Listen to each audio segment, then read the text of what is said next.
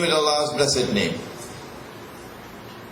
We praise Him and we glorify Him as He ought to be praised and glorified. And we pray for peace and for blessings on all His noble messengers, and in particular on the last of them all, the blessed Prophet Muhammad sallallahu ta'ala alayhi wa sallam. Today we have the last class. We will conclude the subject of Ya'juj and Ma'juj, or Gog and Magog. Now this Sunday, next Sunday, we'll have this topic as a lecture, the Ansari Memorial Series. Did you get the flyers? Wahid? We have flyers? Okay. So when you come to attend that lecture, you'll get in an hour and a half a summary of a few hours of lecturing that we had in this class on the subject of Gog and Magog. In the last lecture, we attempted to identify Gog and Magog. And we found that the original Gog and Magog were located in the Caucasus Mountains. We identified them with a tribe or two tribes who had an inexplicable power that the Muslim army had attacked and defeated simultaneously the two superpowers in the world at that time. Who were they? The two superpowers? The Persian and the Byzantine Empire, not Roman. And defeated both of them. And the Muslim army had emerged as the superpower. The superpower in the world, unrivaled. And yet this Muslim army confronted a force more powerful in it when it attempted to pass through the Caucasus Mountains to attack Europe. And that force was the Khazar tribes, Khazar. Confirming that here was a power that was more powerful than the Muslim army. Then we found that this Khazar tribe converted to Judaism, became Jews. So white people, European people now become Jews. And these Khazar people are the ones who then spread out over Europe, first Eastern Europe and then Western Europe. And these European Jews were at the very heart of the transformation of Europe. We see them at work in the French Revolution. We see them at work in the Bolshevik Revolution, 1917. And then we saw them at work across the sea in America, transforming the United States of America, the white man who is a Jew. Then we saw them establishing the Zionist movement, and then waging what I call a pig-headed effort to establish the state of Israel, and then to cause that Israel to become the ruling state in the world. So we identified Gog and Magog not just in Western civilization, not just in European civilization. We were more refined in our identification. We went to a particular part of Europe and we located it in the Khazar tribes. Now, I said there was one book on the subject. What is the title of the book? The 13th Tribe, by a man whose name was Kursler, or something like that. Did anyone find it? No? Well, keep trying. It is on the internet. The 13th Tribe is on the internet. Just look around some websites for the 13th Tribe, okay? Having identified Gog and Magog in a particular part of Europe, oh, here we are. Here we are, he found it. SHA found it. The name of the author, write it down.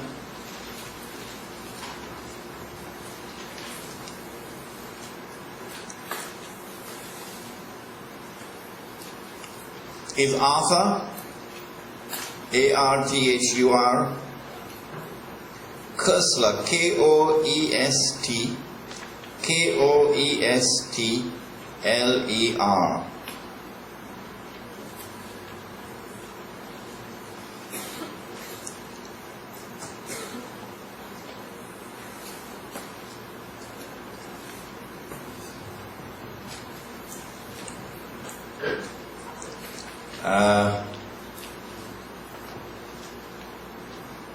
Which is the easiest website now?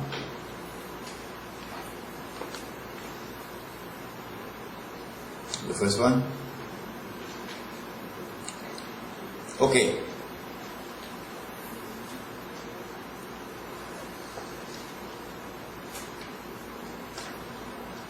But it is now in www. Okay. Oh, go to Google search, google.com, and type in the 13th tribe. If you have the internet access, go to Google and then type in the search engine the 13th tribe, and you'll get it.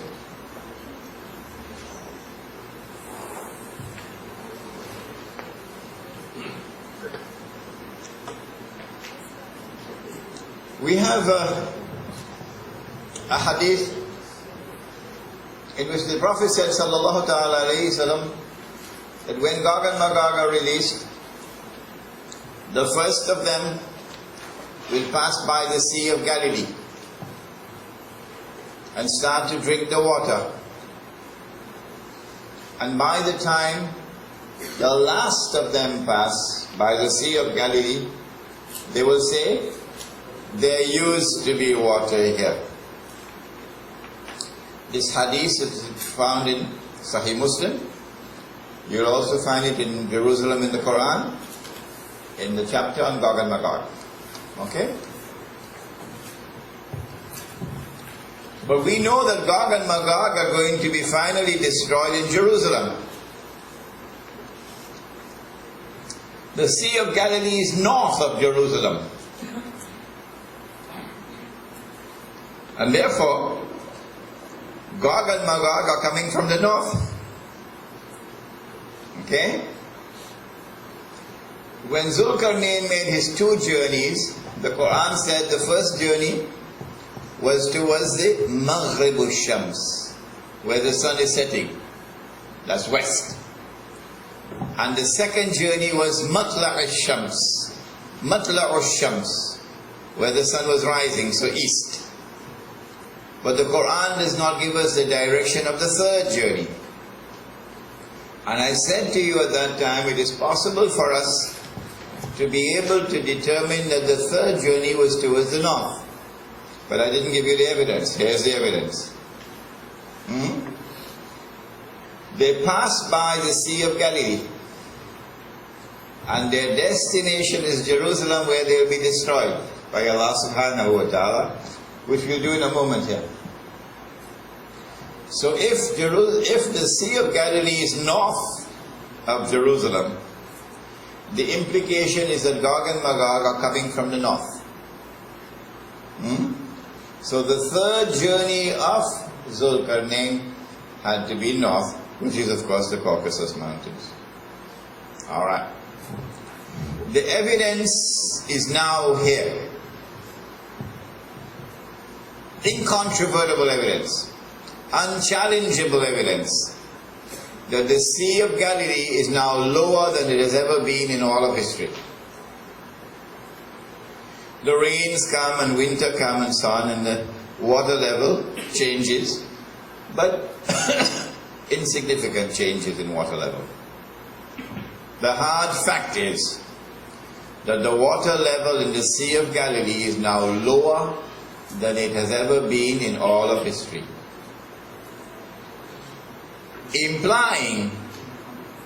that the hadith of the Prophet ﷺ is now being fulfilled. That Gog and Magog have been passing by the Sea of Galilee.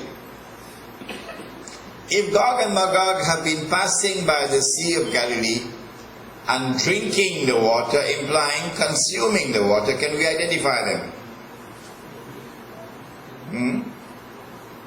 Who is responsible for this excessive consumption of water in the Sea of Galilee? Can it be Egypt? No. Can it be Syria? No. Can it be Lebanon? No. None of these countries utilize water from the Sea of Galilee. Only two countries. Number one, Jordan, and number two, Israel.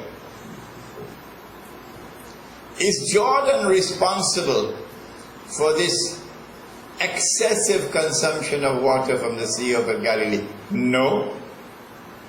Because the Sea of Galilee is under Israeli control now, after the 1967 war.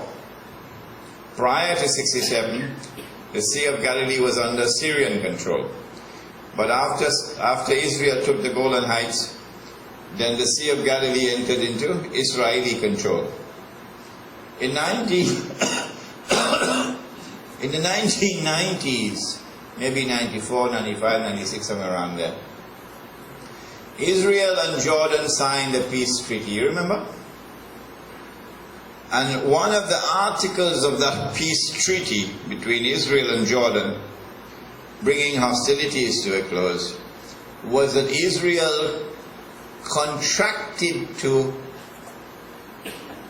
give to Jordan a certain amount of water from the Sea of Galilee. So Israel has determined how much water can go to Jordan. And so Jordan cannot be the answer to the question.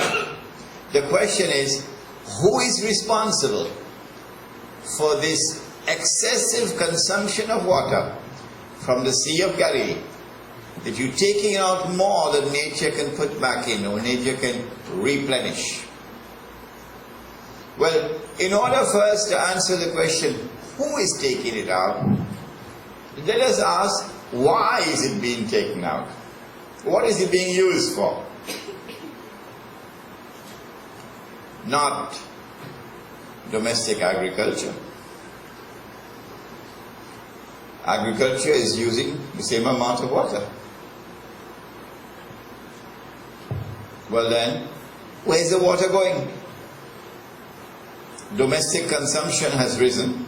The amount of people, the amount of water you now take to make your wudu, the amount of water you now take to make your ghusl has risen dramatically.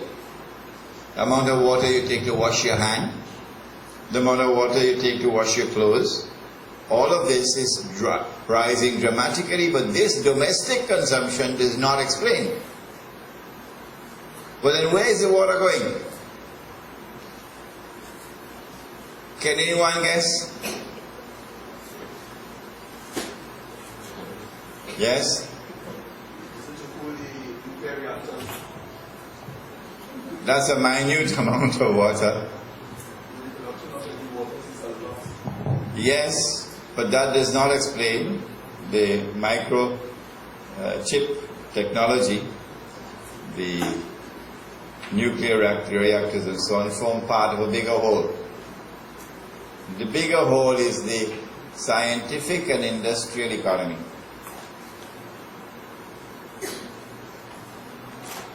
The driver of a Nissan 280C. So number one, the industrial economy and the scientific and technological industries attached to it. That's where the water is going. Modern industry is the thirstiest of all in history. The second source of the utilization of water is a project embarked upon by the state of Israel to transform the deserts, to make the deserts green. If you want to make the desert green, you're actually changing nature. So you're going to be utilizing a massive amount of water. Okay. Who is responsible for instituting or establishing these policies? The industrial economy in Israel and the policy of making the deserts green. Is it the whole of Israel? Israel comprises two people. Number one, the European Jew, who has no racial lineage with Ibrahim alayhi salam. No. He's a Johnny-come-lately Jew. He just converted to Judaism yesterday. And then you have the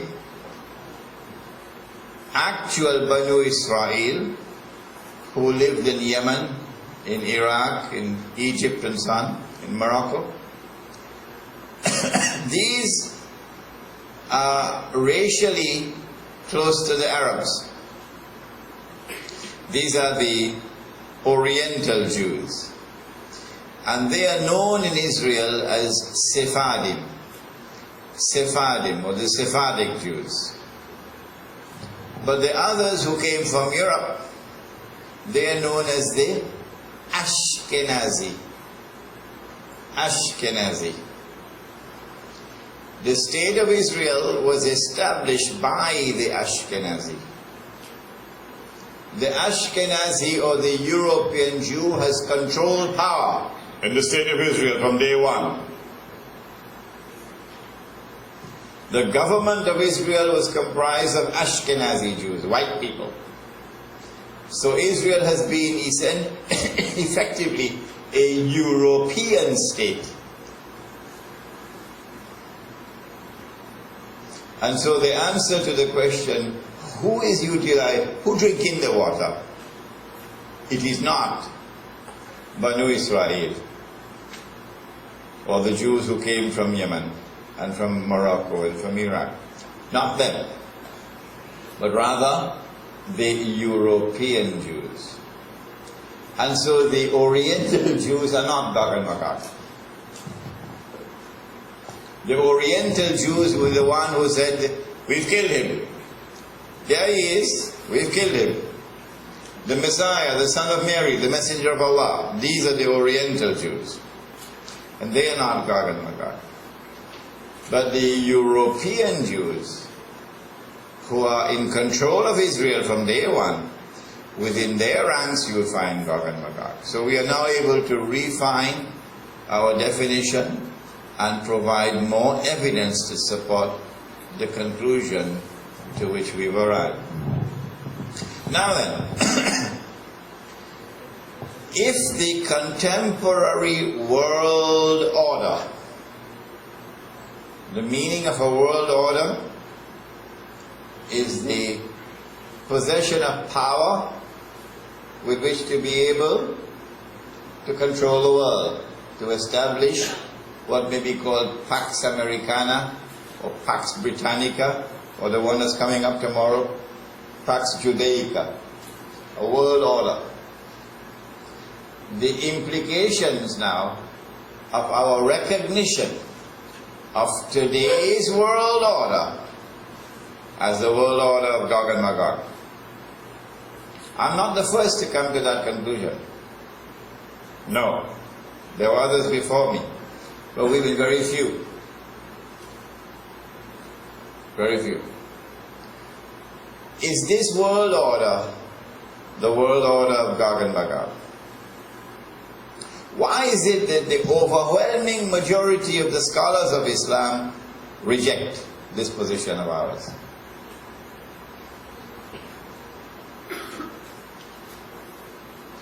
Because of a hadith. One solitary hadith. It is in Sahih Muslim. This is what the hadith says, and you find it in Jerusalem in the Quran in the chapter.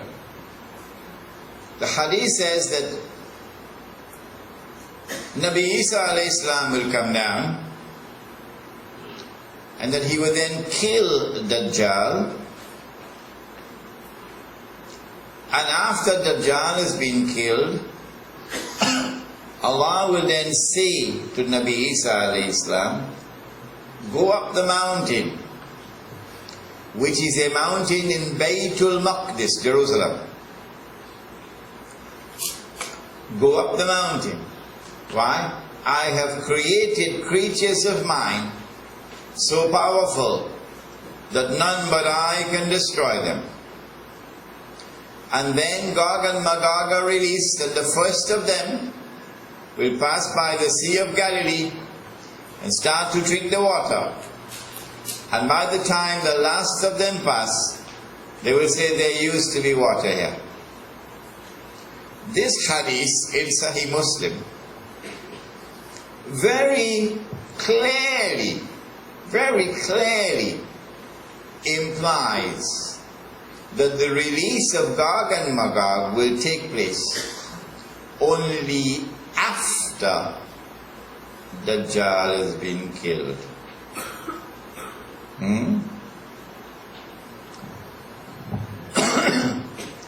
It is really amazing that the overwhelming number of our scholars have chosen to hold on to this one solitary hadith and use this as the foundation for the establishment of their thought on the subject.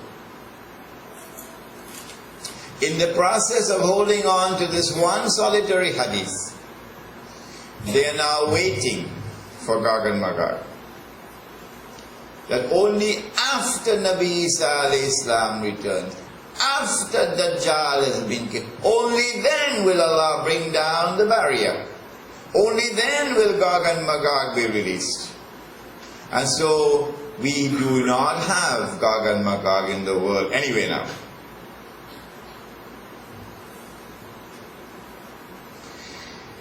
Maulana Fadlur Rahman Ansari, rahimahullah, our teacher, warned. This was his warning. He said, do not study any verse of the Quran or any hadith in isolation. No. He said, bring all the material together. Do you remember? This is one of the earlier lectures. Bring all the verses of the Quran on a subject. Bring all the hadith on the subject. Bring all the relevant material that you have on a subject. Then study that material and try to locate the thread which binds it together into a meaningful whole. What was that thread that he called it? He called it the system of meaning. These are Maulana's words. When you have located that system of meaning, which binds the material together as a harmonious whole, then go and study the hadith you want to study. Today's Islamic scholarship has not done that. If you took all of the material together, then you could never be able to fit in this hadith. This hadith stands out in conflict with all the rest of the material. So in the process of holding on to that solitary isolated hadith in Sahih Muslim, they have disregarded it a hadith in Sahih Bukhari, in which the Prophet ﷺ clearly confirmed that the wall was brought down in his lifetime, that Gog and Magog were released in his lifetime. 8 ahadith in Sahih Bukhari. Well, what can I do if they want to wait? So go ahead and wait. But there is one hadith which stands in the way now for them. It is in Sahih Bukhari. And Allah says,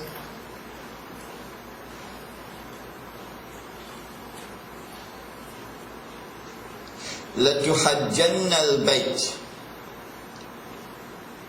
لَيُحَجَّنَّ الْبَيْتِ وَلَيُؤْتَمَرَنَّ. The people will continue to make the Hajj to the house of Allah, and people will continue to perform the Umrah to the house of Allah, the Kaaba.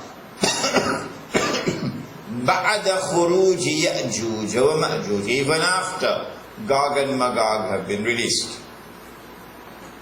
And then the hadith goes on to say, لا تقوم الساعة حتى لا يحج, that the last day would not come until the Hajj has been abandoned. This hadith is in Sahih Bukhari. Let me repeat it.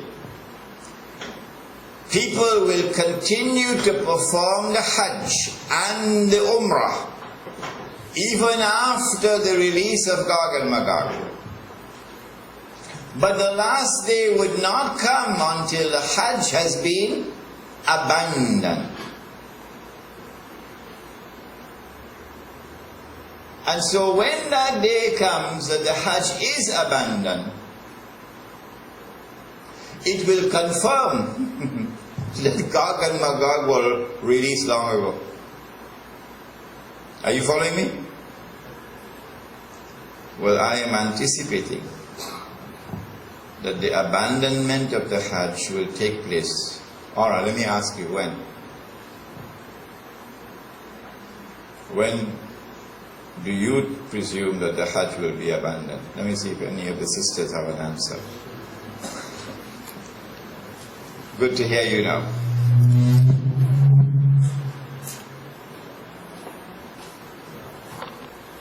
Said the Prophet ﷺ, what do you think will cause the abandonment of the Hajj? My wife could also answer the question. Yes? When Dajjal rules. Alright, anybody else? I like that answer. Anybody else? If they are blocked from the Prohibited from going, yes. What event is likely to take place which will cause the abandonment of the Hajj? The big war, correct.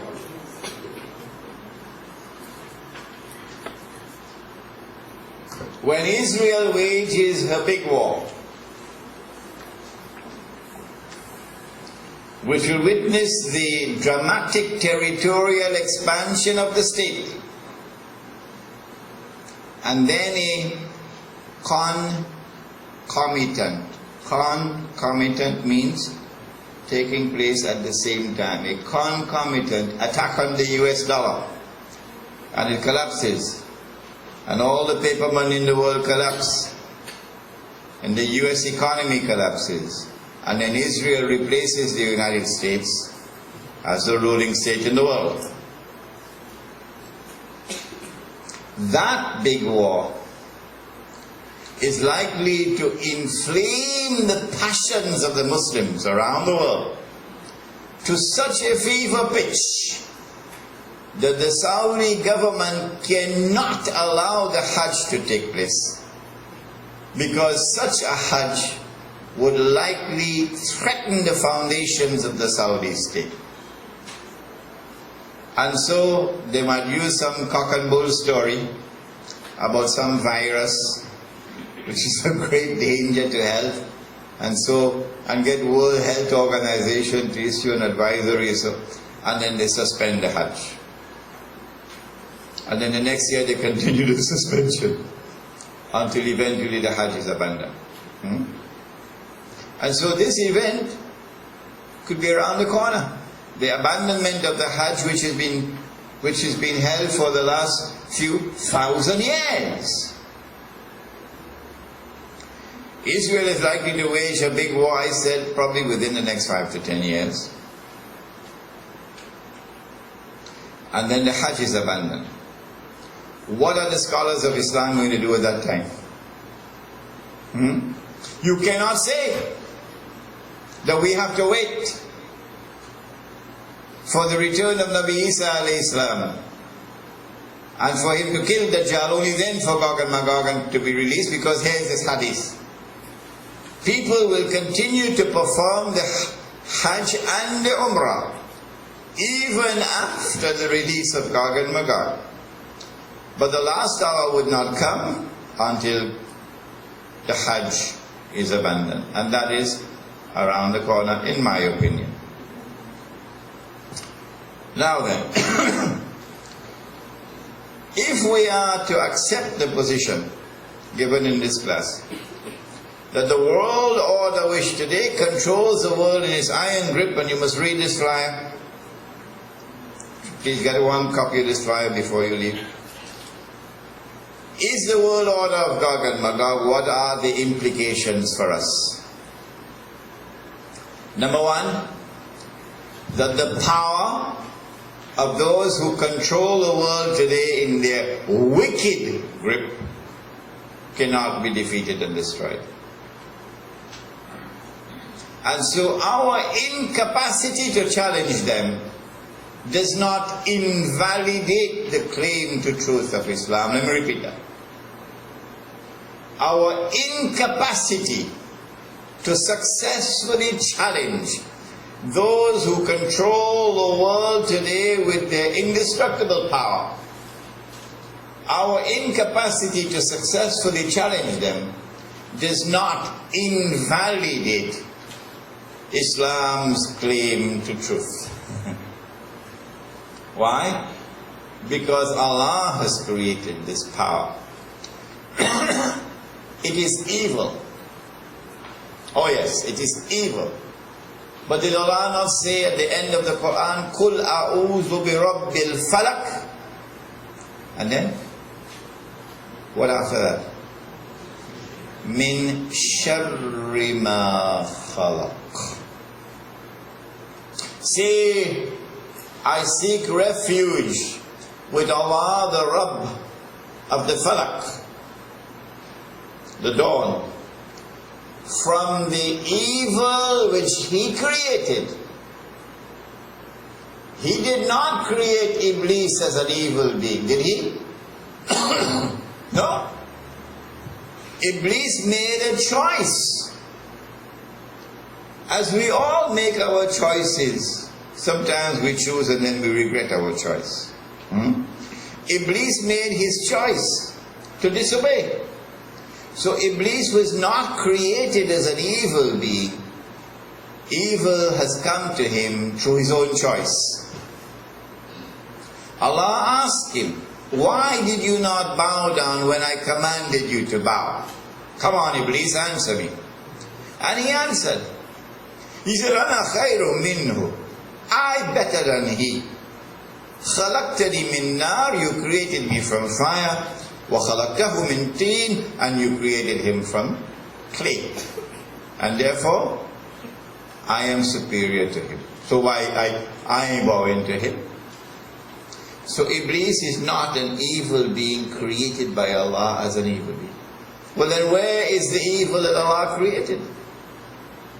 Gog and Magog clearly are evil beings created by Allah. Dajjal, an evil being created by Allah.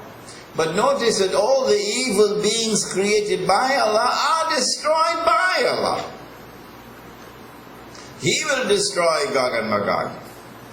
And His messenger, Nabi Isa alayhi salam, will destroy Dajjal.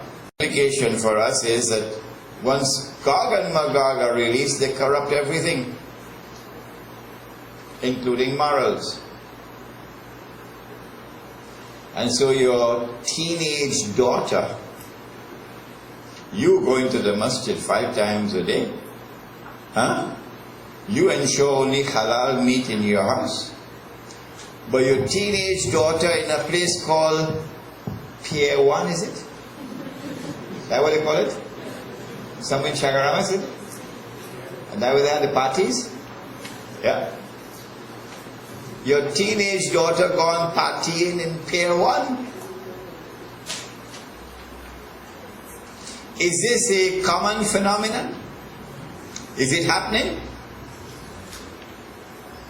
Dr. Wahid Ali spent about 2 hours this morning with me, hammering me. What you doing, Imran?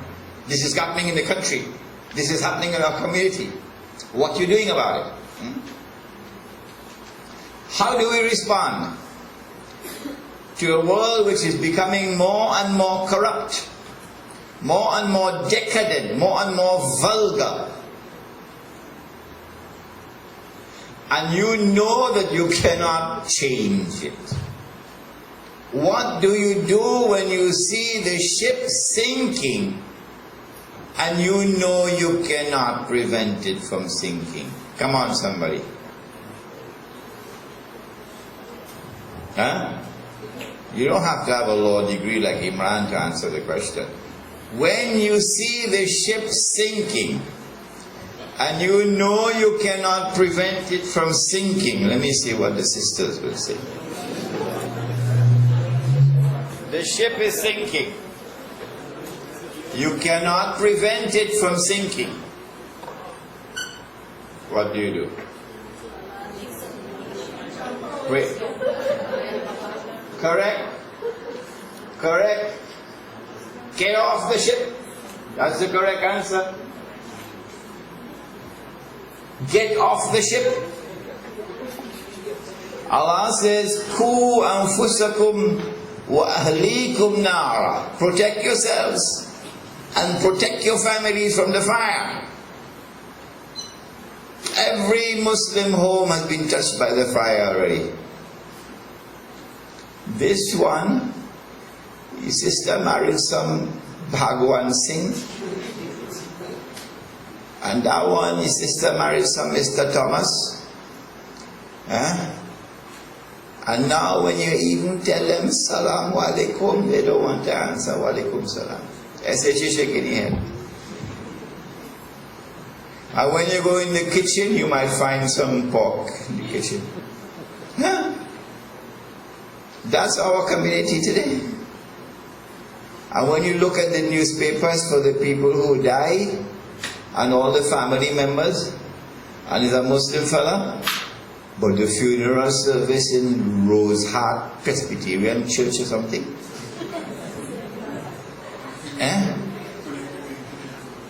The funeral service, or you go on crematorium. And if you see the names, look at the names of all the family members, and you see the pilau. Is a pilau. The Quran has commanded, protect yourselves and protect your families from the fire. The evidence is as plain as daylight, not only for this community, that we are losing. We are losing. What do we do? She said, if you're on board a ship, and the ship's sinking, and you know it's sinking, and you cannot stop it from sinking, you get off the ship. That's what the sister said. And that's what Surah Al-Kahf says. That is precisely what Surah Al-Kahf said. Get off the ship means go and search for an area of greater security where you can establish yourselves and have some confidence that your families are protected from the fire. That is the project of the Muslim village. We're not creating a Muslim village just for papi show. We're creating a Muslim village out of a recognition that the world out there is not only corrupted, but becoming increasingly corrupted. And that there's a tomorrow which is coming when they'll not be just simulating sexual intercourse, they'll be having the real thing out there in public like donkeys. And so you withdraw from the godless, decadent world. You withdraw. But you withdraw in such a way that you're able to gently reach out to others and invite them to come. You're not withdrawing by hurling curses upon them. This lecture, inshallah, will be in July, the Muslim village. When the lecture is delivered in July, we'll have a booklet to distribute. And at that time, the project will be established. We already have a number of people who've been invited to take charge of the project. And then we'll invite people to invest $20,000 for a plot of land. This is a down payment. The actual final cost of the land should be something like what NHA is doing, $5-6 a square foot.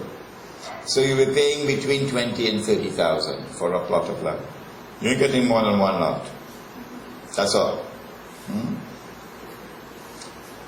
We'll have to buy the land, we'll have to develop it, and then we know the final cost.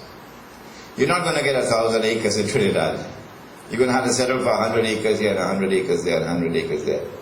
So maybe 100 families here, 100 families there, 100 small villages scattered all over the island.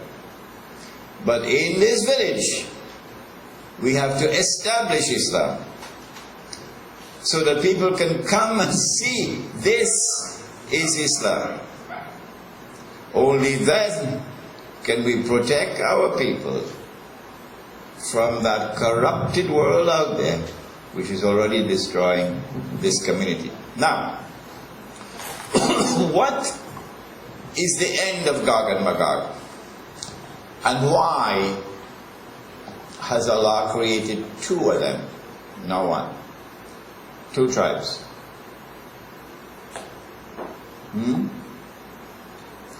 Let's take the second question first. Dajjal is one being. But Gog and Magog are two sets of people. They behave the same way. They are linked to each other racially. They are different from all the rest of mankind. Why are they two? Incidentally, there is a website on the Ashkenazi Jew. And in that website you will find medical evidence. There was a medical conference which was held on the Ashkenazi. And the evidence was produced in that conference that the Ashkenazi Jew is genetically different from all other human beings. He is a unique phenomenon in history, the Ashkenazi Jew. Now, why are they two? Answer. Dajjal is an individual operating in the unseen world. So Dajjal needs his foot soldiers. Gog and Magog are his foot soldiers. Gog, his right hand, and Magog, his left hand. Why does he need two? Because this is part of his strategy, his method through which he deceives. He offers you an alternative of George Bush, or what is his name for him? Kerry? What Kerry? John Kerry? You have a choice between George Bush, who is the devil personified, and John Kerry, who is presented to look like an angel. And so 8 million Muslims in North America will now all go and march to the polls and vote for John Kerry, as they did for George Bush 4 years ago. They didn't listen to us. 8 million Muslims went and voted for George Bush and ended up with mess on their face. This is part of the strategy of Dajjal, to offer you an alternative. That this one looks evil, this one good. But there's an expression in Trinidad, I learned it when I was a boy. What is the expression? All same, Khaki pants, you never hear it? All same khaki pants. Same old khaki pants. You heard it before? Huh? Sisters, you heard? It's the same thing. Whether you vote for Kerry or whether you vote for George Bush, it makes no difference. It makes no difference. This one is camouflage to look different. Kerry says that the state of Israel was justified in assassinating Sheikh Ahmad Yassin. Kerry says that the state of Israel was justified in assassinating Abdulaziz Rantisi, his successor. Kerry says that the state of Israel is justified in continuing its policy of state-sponsored assassinations of leaders of Hamas. So what difference is there between the two? This side Magog, this side Gog, all same khaki pants. But you're given alternatives. You do not see that they're actually the same. And because you're repulsed by this, you turn and you accept that. It happened time and again on Iraq. France and Germany opposed the war. So France and Germany look like the good guys. And the United States and Britain like the bad guys. Prior to that, communism and capitalism. This is the free world. The capitalist world, and that is the Marxist communist world. The Marxist communist world is based on socialism, and they want to bring human egalitarianism to the marketplace for them. So that has the appearance of being better. And so large number of Muslims went and joined the socialist bandwagon, including Muslims in Trinidad who attempted to take over Trinidad in 1970. And who have now become newspaper columnists. Jump onto the socialist bandwagon because that appeared to be a different alternative to this one. No! You deceive. It's same old khaki pants. Gog and Magog. So that's one of the first reasons why you have two. In order that you can utilize this to deceive. Second reason. Allah subhanahu wa ta'ala, by giving us two, provides us with evidence by which we can recognize Gog and Magog. Where there should be only one uniform kind of footprints, you see two. And there is no explanation for this difference in footprints. An age which is becoming the age of globalization. All of mankind being embraced in one uniform way of life. The way we dress. 100 years ago, in this room, none of you will be wearing shirt and trousers. None. 100 years later, all the men, no, with some exceptions, wearing shirt and trousers. Okay? Process of bringing all of mankind into one uniform way of life. One language, the English language, taking over from all languages. Okay. Nowhere is this uniformity more spectacularly demonstrated than in our technological society.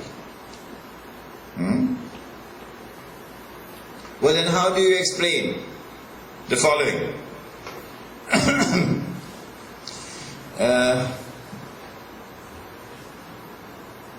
Would it be correct to say that all of mankind today measure temperature, centigrade? All of mankind today measure temperature with centigrade, except who? Uncle Sam. Except only one man, only one fella, only one. Uncle Sam. Is it that Uncle Sam does not have the technical capacity to utilize centigrade? Huh? Well then, what possible explanation can there be for one country, the United States of America, stubbornly and obstinately persisting with the use of Fahrenheit when all the rest of mankind has been embraced in one uniform way for the measurement of temperature, the centigrade? There is no answer for that. Except that these are the footprints of Gog and Magog. Would it be correct to say that all of mankind today measure weights, metric, and volume, metric? You buy gasoline for your car, you buy it by the liter. And you measure distance by kilometers. All of mankind except Uncle Sam. Well then, why does Uncle Sam persist with miles? So many miles from New York to Toronto. And why does Uncle Sam persist with gallon? When you buy gas for your car, you buy by the gallon. Huh? Is there any rational explanation? None. None. You cannot explain it. The only explanation, these are the footprints of Gog and Magog. We buy mangoes by the kilo, but in the United States we buy them by the pound. Can we explain it? No. Okay. Ever went and bought an electrical appliance and bring it back home? And when you plug it in, whole thing burn up? It happened already? But electricity came from that world. The White World Order, they gave us electricity. Thomas Edison. Why could they not have one uniform voltage? Is it so difficult for them that they cannot institute one uniform voltage around the world? How come you're still using 110 and them using 220? Is there any rational explanation? None? None? They have the technical competence to bring it into one uniform voltage. We have an engineer sitting here. But they would not do it. It still remains 110 over here and 220 out there. The only explanation, these are footprints, so that the acute observer can see this ought to have been uniform. It is not uniform. There is no rational explanation for this resistance to uniformity. And therefore these are the footprints of Gog and Magog. Have you ever driven a motor car from Britain to France as I did? Yeah. I had my car in Dublin, in Ireland. I went to Dublin and picked up the car. I took the ferry, reached to Wales, and I drove across the whole of England. And then I reached to Dover. And then I got on the ferry again, and the ferry took me to Calais, in France. And when I drove off the Calais now, the ferry, I have to drive through France, I have to go to Paris, and then I have to go beyond Paris to reach Geneva. And I want to reach Geneva before night.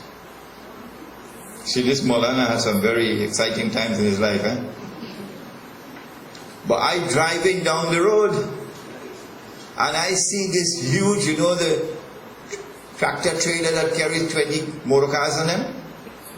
I see this fellow coming straight at me. I said, look at that man, he's sleeping. He's driving on the wrong side of the road. A tractor trailer, dangerous, eh? No, he's not he driving on the wrong side of the road, it's me.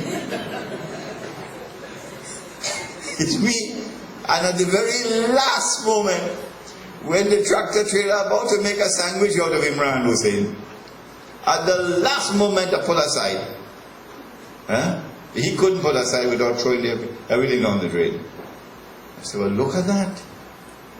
In Britain they drive on one side of the road, but in Europe they drive on the other side of the road. I mean, are these people so devoid of intellectual capacity that they can't change this and you make it uniform? It's dangerous. It ranked dangerous. You could be killed. Yesterday, my wife and I were going up, what was it this morning, to Port of Spain. And right on the Solomon Hotel Highway, we see a driver going down the road on the wrong side of the road.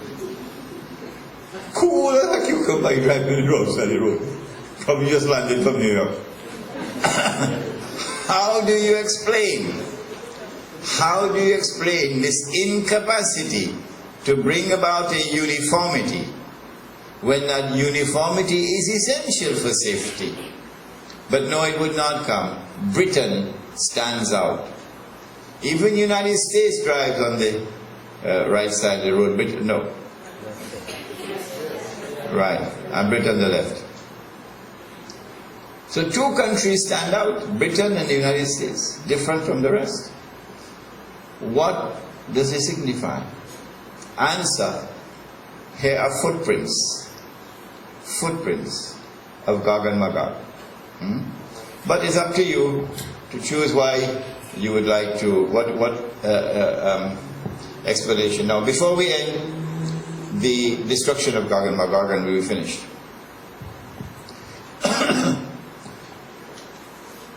When Nabi Isa alayhi salam comes, the hadith is that he will destroy, he will kill Dajjal. After he kills Dajjal, then comes Gog and Magog. The last wave of Gog and Magog are now released. They pass by the Sea of Galilee to attack Nabi Isa alayhi salam. And Allah subhanahu wa ta'ala directs him to Jerusalem and tells him to go up the mountain, which is a mountain in Jerusalem. And he goes up with the believers up the mountain. And he wipes their faces for them. He gives them words of comfort, because the believers are being terrorized. Gog and Magog then lay siege to the mountain. And this hadith I can't explain. They then shoot their arrows up into the sky. And they say, we have killed those who are on earth. Now let us kill those who are in the heavens above. And Allah allows the arrows to come back down with blood on them.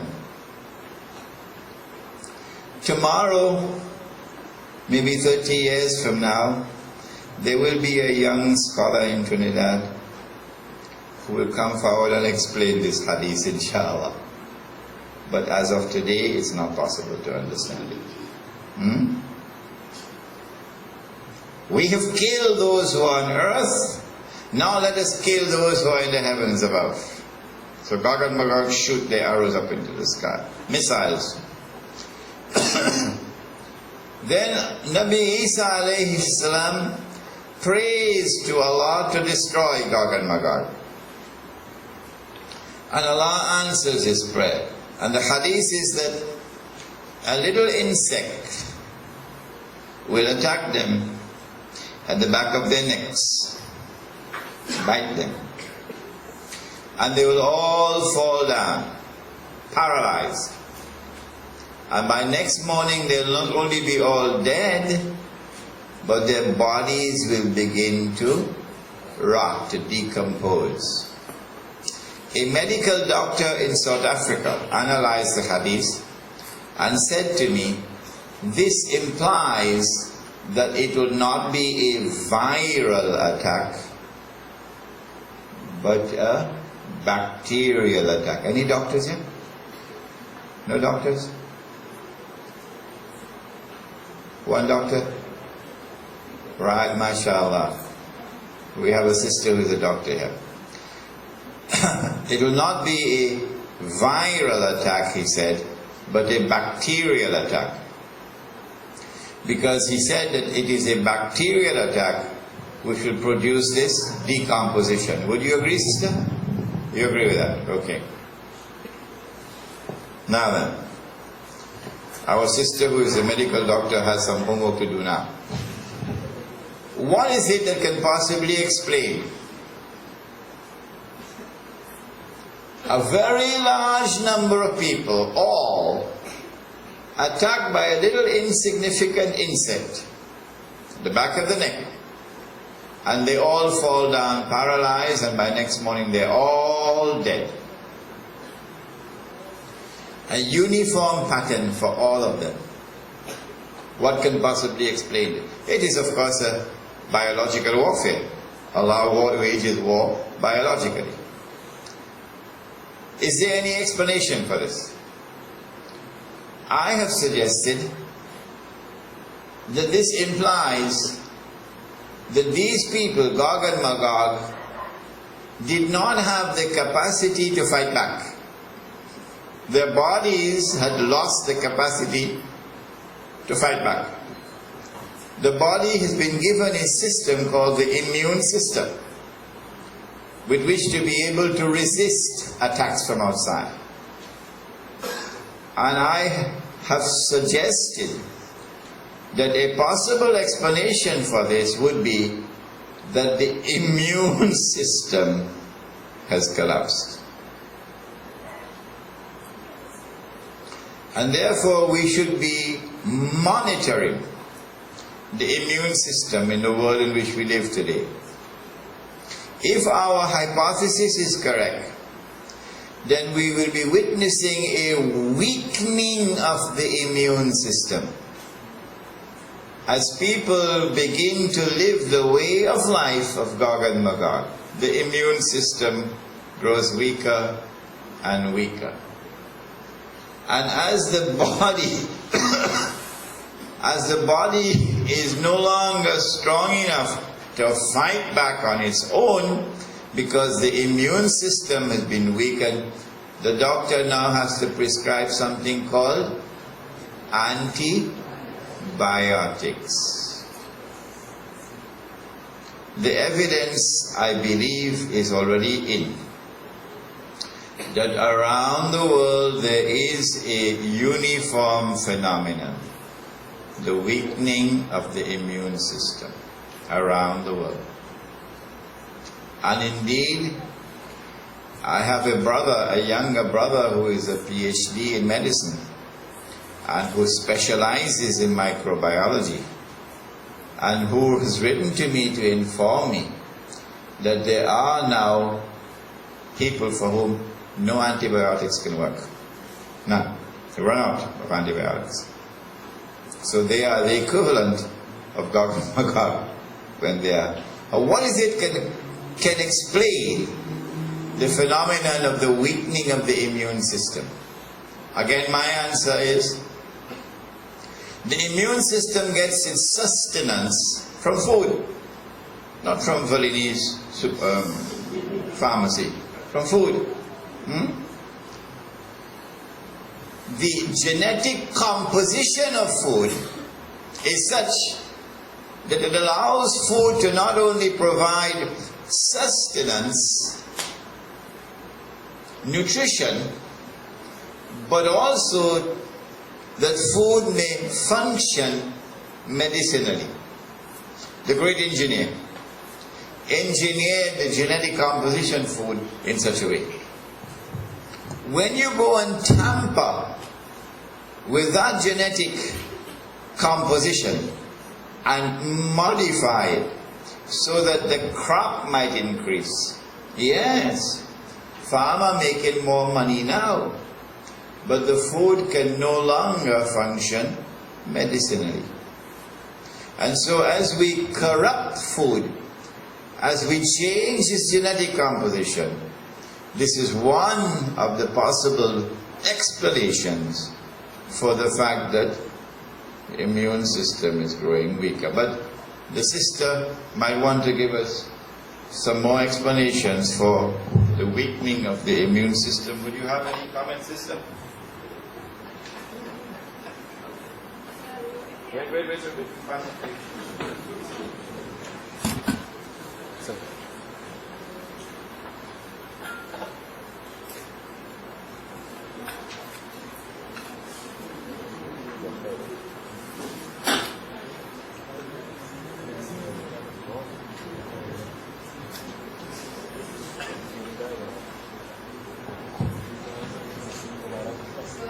Well, the only thing I was thinking about is, as you said, which really surprised me, is that it has been proven that they are genetically different. A fly is a thing that will bite me and you. And if it doesn't kill me, because I am genetically different from you, it be not so much the immune system, but the genetics. That maybe their genetics will have them susceptible to the bite of the fly, whereas ours will not. MashaAllah. That's a very perceptive comment system.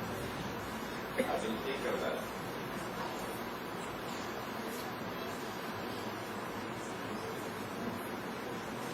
I mentioned to you that, in fact, it was a medical doctor in Worcester in Massachusetts, Dr. Salim, who spoke to me on the subject.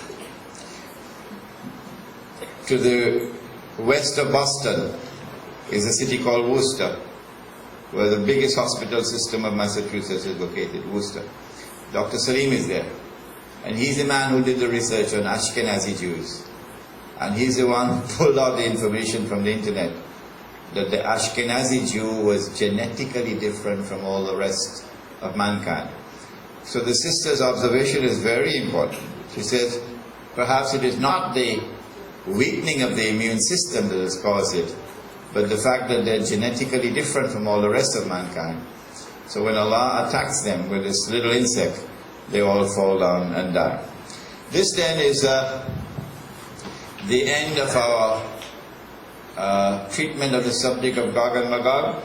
These are the two passages of the Quran that you need. وَحَرَامٌ عَلَى قَرْيَةٍ أَهْلَكْنَاهَا أَنَّهُمْ لَا يَرْجِعُونَ حَتَّى إِذَا فُتِحَتْ يَأْجُوجُ وَمَأْجُوجُ وَهُمْ مِنْ كُلِّ حَدَبٍ يَنْسِلُونَ.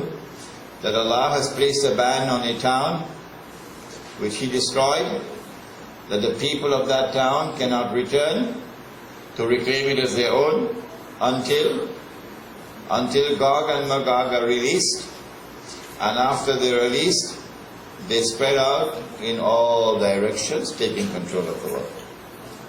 And then this is the ayah from Surah Al-Kahf. That was Surah Al-Anbiya. إِنَّ يَأْجُوجَ وَمَأْجُوجَ مُفْسِدُونَ فِي الْأَرْضِ. That surely Gog and Magog inflict fasad upon the land, the people, corrupting everything, oppressing everything. This brings our treatment of the subject of Gog and Magog to a close. So take a look at it. ربنا تقبل منا إنك أنت السميع العليم وتب علينا يا مولانا إنك أنت التواب الرحيم برحمتك يا أرحم الراحمين.